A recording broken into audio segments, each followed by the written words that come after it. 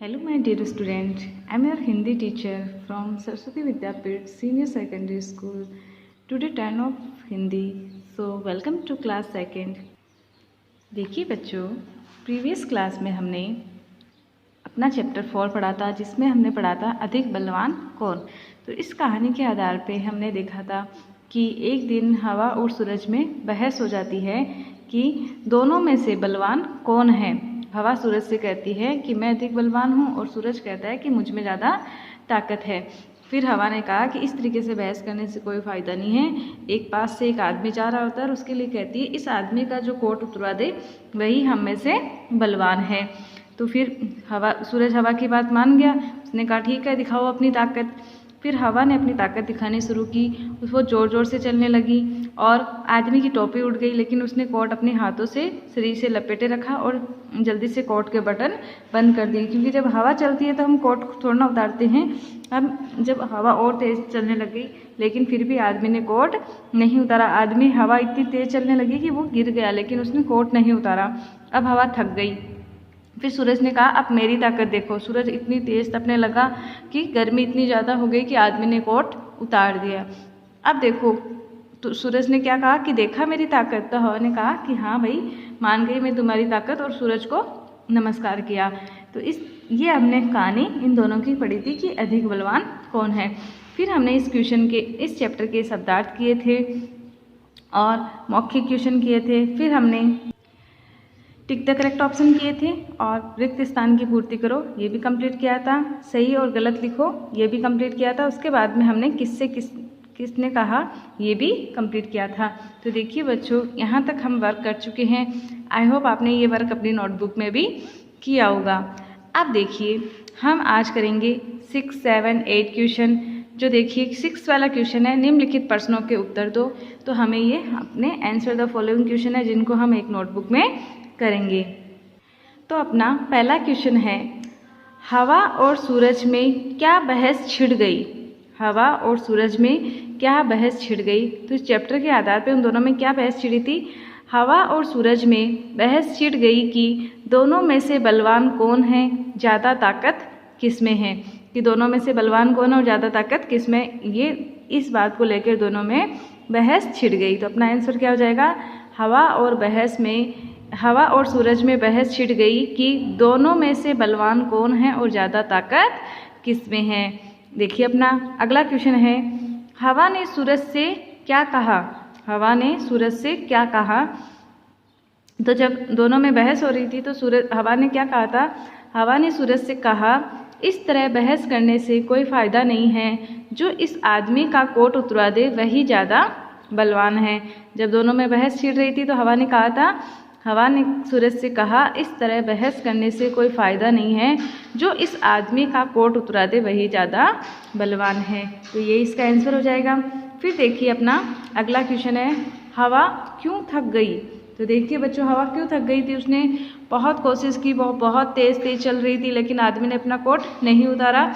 अपने कोट के बटन बंद कर लिए थे, लेकिन फिर उसने अपनी और ज़्यादा ताकत दिखाई तो आदमी गिर पड़ा, लेकिन उसने अपना कोट नहीं उतारा। तो फिर वो कोशिश करती करती थक गई थी और हार गई थी। तो इसका आंसर हम क्या लिखेंगे, हवा ने बहुत तेज़ चल के अपनी ताकत दिखाई, फिर भी वह आदमी का कोट नहीं उतरा पाई, इसलिए वह थक गई। तो इसमें देखिए हम क्या लिखेंगे,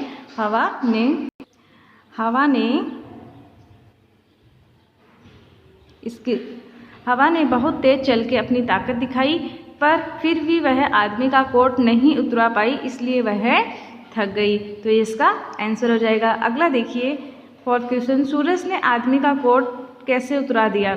सूरज ने आदमी का कोट उतरा दिया। तो इस कहानी के आधार पर सूरज ने आदमी का कोट उतरा दिया था। वो कैसे उतरा दिया था, सूरज तपने लगा और आदमी को गर्मी लगने लगी। उसने कोट उतार कर हाथ में लेकर चलने लगा। अब उस आदमी को गर्मी लगने लगी और उसने कोट उतार के हाथ में लेकर चलने लगा। तो देखिए कोट कैसे उतार दिया, गर्मी के कारण तपने लग गया था।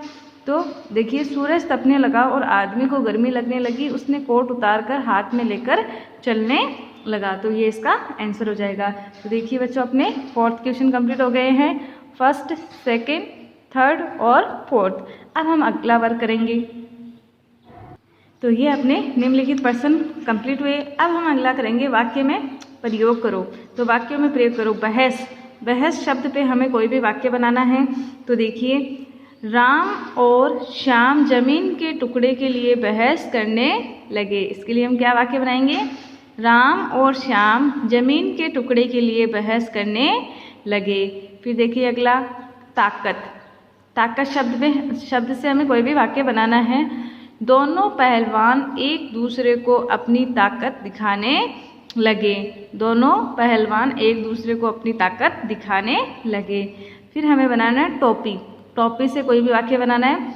राजू टोपी पहनने का शौकीन है। राजू टोपी पहनने का शौकीन है।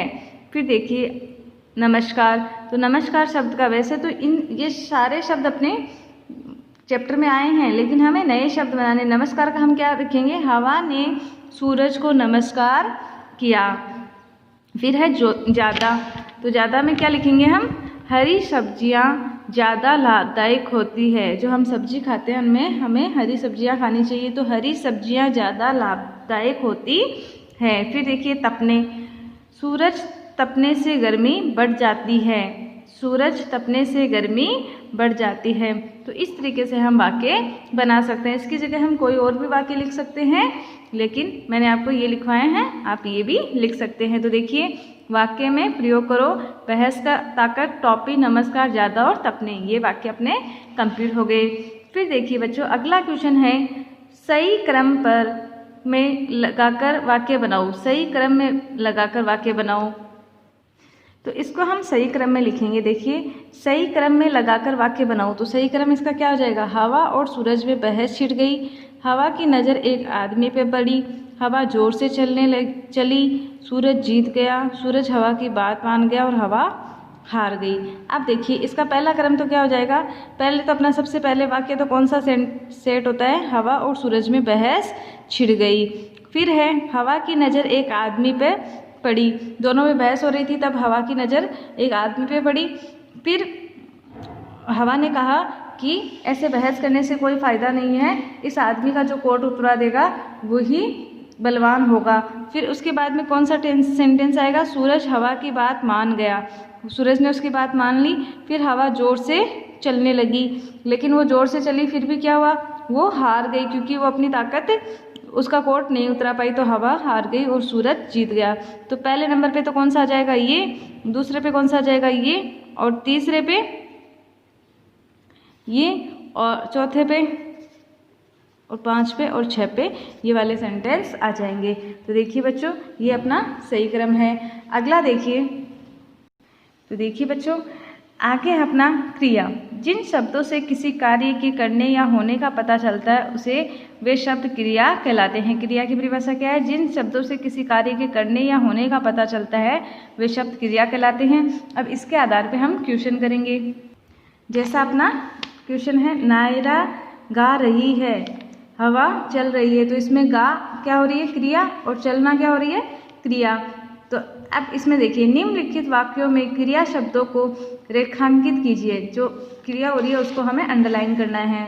तो इसका क्या हो जाएगा? सूरज निकल रहा है।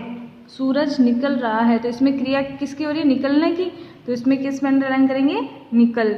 लड़का लिख रहा है, अब इसमें क्रिया कौन सी हो रही है? लिखना। तो हम किस पे अंडरलाइन करेंगे? लिख। बारिश हो रही है, तो होना है, तो इसका क्या करेंगे? हो रही है।